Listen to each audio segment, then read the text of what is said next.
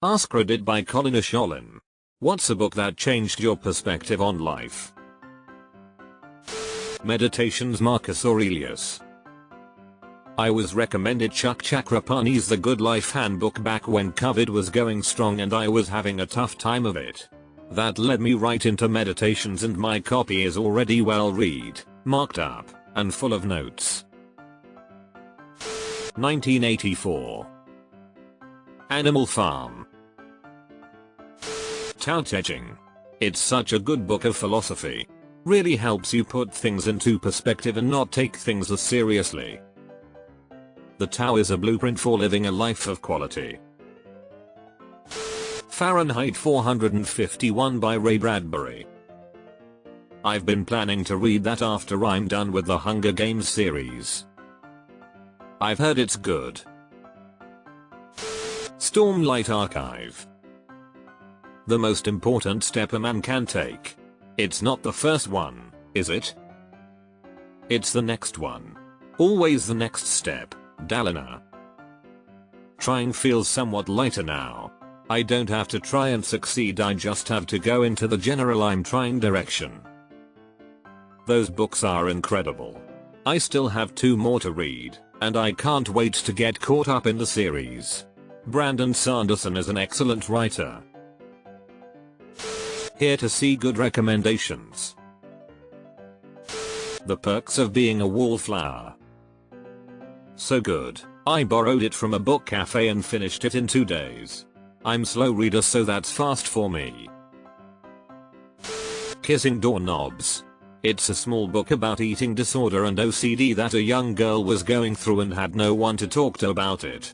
And how people in her life treated her poorly because of something she didn't really have control over. In the end, she finds a friend who went through the same issues and was able to love herself. I found this book when I was 12 and going through the same shit. It really helped me emotionally and I still have the book. Might read it again. Zen and the Art of Motorcycle Maintenance. Man's Search for Meaning, Viktor Frankl. Deleted. Awaken the Giant Within. I picked it up one day at work and started reading.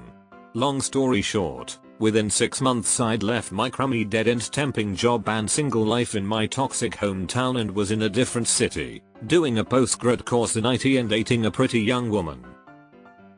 I've now got her MSc in computer science and project management certification and work for a major IT consultancy.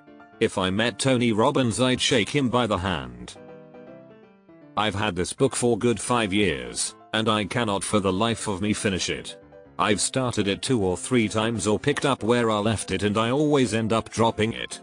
I feel like the content is good, but I lose the engagement when things start to get repeated or examples extend over pages and pages. I think this book is longer than it should be. It's dreadful to get through the chapters. Extreme Ownership by Jocko Willink. Basically it's about taking responsibility for everything in your life because that's the only way you will find solutions.